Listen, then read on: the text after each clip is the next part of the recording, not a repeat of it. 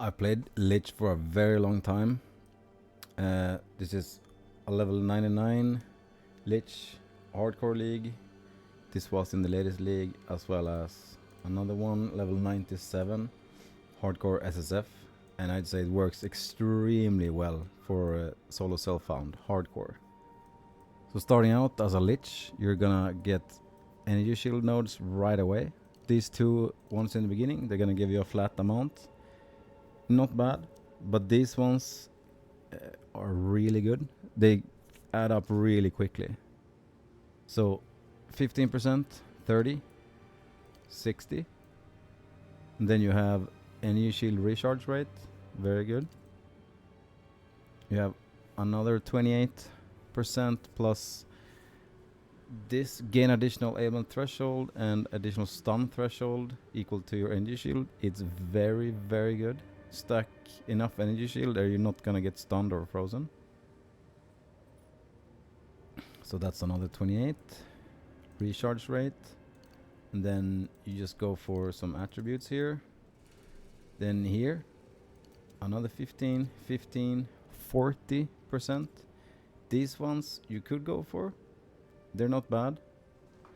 Not great though. 10%, some mana regen might be useful. So 10, another 10, and then another 18. So just by picking these ones, you can see my energy shield go from 488, boom, to 1500. And this is just using gear that you probably would have around between level 30 to 40. You can see there's nothing special about these items. And my energy shield tripled just with this. And if you're gonna go quarter stuff, as I will, you just go down to the monk starting area here. You could get some skill speed, cause you know the skill speed is quite slow in the beginning. And here you get a bunch of really good nodes, and these are like hybrid evasion energy shield nodes, also very useful. It's like 12, another 24, and then another 12 again. Very nice.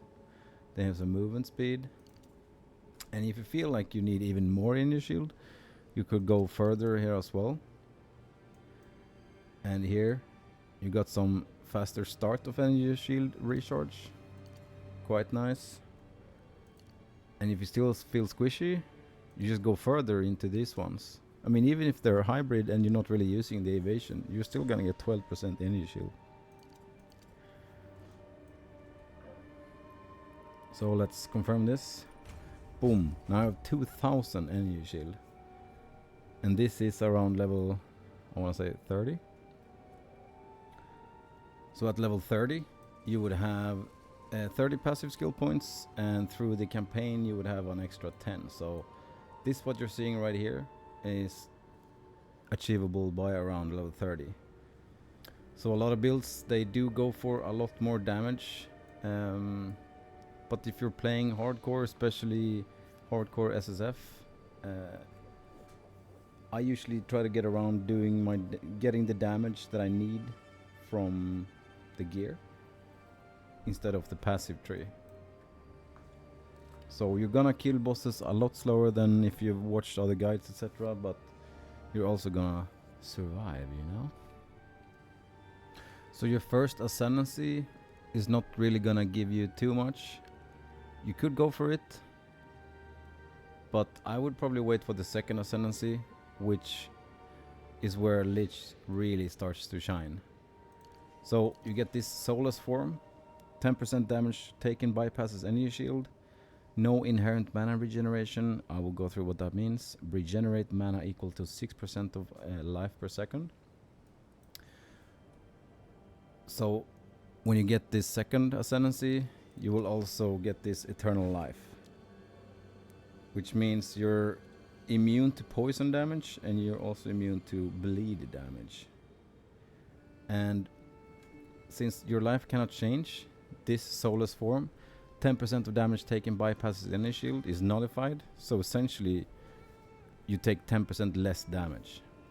And you can do the second ascendancy in Act 3.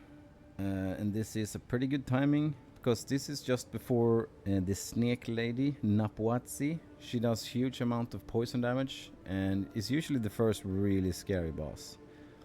So if you do the ascendancy, you get this one, that fight is gonna be so much easier. So now this makes it so that I can lock my life to low life, which is below 35%, unlocking really crazy damage numbers. So to do this, pretty easily, you unspec Eternal Life, and then you can use Life Tap, so convert your mana cost to life cost.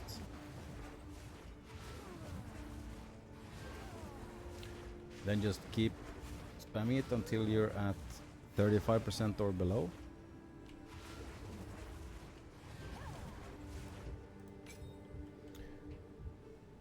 So here you could see now I'm at 142 damage and 109 without, so it makes a huge difference.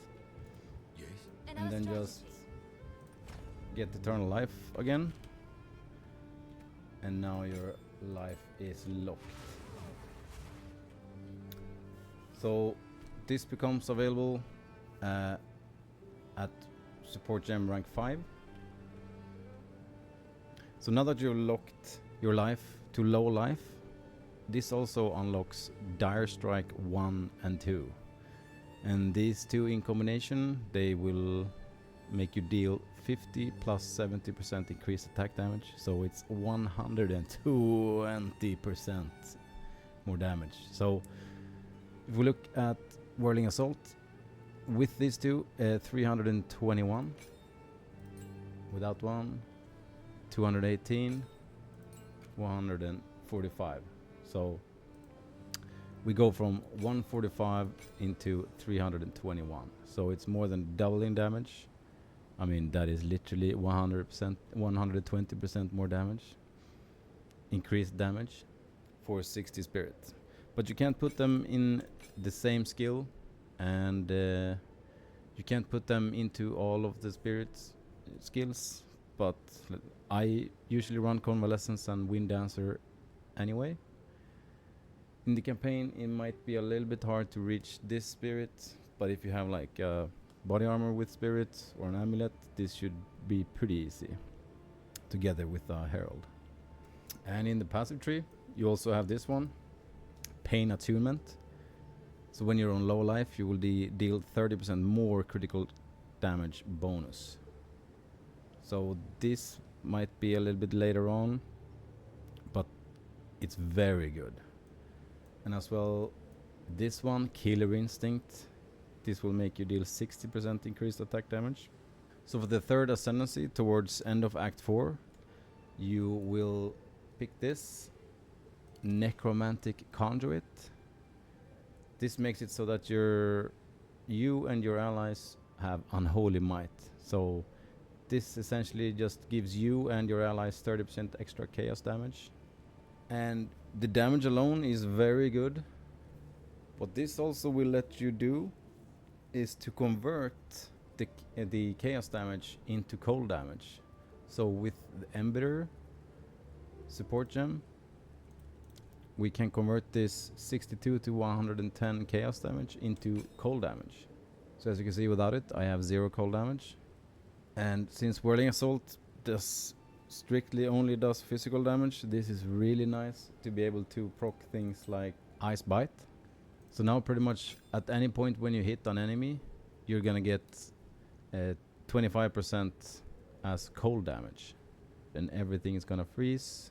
And if you're running Herald of Ice, that's just gonna proc like crazy now. But for your other skills, chaos damage is particularly good. Because most mobs don't have any chaos resistance, so that 30% extra chaos damage is going to deal a lot of damage. So now that you have Embitterer set up to gain extra cold damage, and to gain even more cold damage using Ice Bite potentially, And now you can use elemental armament, and this is gonna increase your cold damage even further. So you can see a lot of my damage now comes from cold damage. So anything that will increase your elemental damage, even though your skill is dealing like 100% fist damage, like thing scaling elemental damage is now also gonna affect Whirling Assault. So let's just test out our Embitter here. Now that I'm getting cold damage, together with Ice Bite. As soon as we kill a single mob, my cold damage is gonna go from 80 to 142 to 147 to 259. And you can see, like, everything that I kill is just gonna be frozen immediately. And this will also trigger Herald of Ice. So let's take this away. I now have 0 cold damage. I'm just doing physical damage now, pretty much. And this is all thanks to Necromantic Conduit. There's a downside to this one as well. Lose 5% of maximum mana per second. But since you have this one, regenerate mana equal to 6% of maximum life per second. This is pretty hard to read, but this gives me 126 mana recovery per second. And while leveling, thanks to this one, you're gonna regenerate a lot of mana. It's gonna go really fast. I'd say this is even better in the campaign. So Lich kinda solves bleed, poison, you take less damage, you regenerate extreme amounts of mana, and you're gaining a ton of extra chaos damage. So we could compare this to some nodes in the tree. Like for this one, for example, pure chaos. Gain 11% of damage as extra chaos damage. Is way up here, very annoying to get. And this one gives us 30%. So there's very few nodes that will give you extra in any form. So you can see this one 4+4, so 8% extra cold and lightning damage in combination. This one is 11%. Here you can see gain 8% of physical damage as extra chaos damage. So that's not a lot unless you're doing tons of physical damage. So very few sources give you any extra damage. So 8% extra, this is 30. 30% is a lot. It's even a lot in endgame. It's very big. So that's a few reasons why I absolutely love the Lich. But not only that, she has the best voice lines. She is absolutely mad. She says some really funny things. She is pretty hot, not gonna lie. And she's very versatile. So like all of the ascendancies are very useful. Like the whole ascendancy is very useful. You can see this gem, for example. This gem slot, this is when you should probably pick this when you're doing the 4th ascendancy. So you're getting double the value from the jewel that you put here. So from here you can see how much I'm gaining just from this jewel. 30% crit chance, 20% elemental damage, 14% attack damage, 40% critical damage bonus, 38% ES, 10% evasion.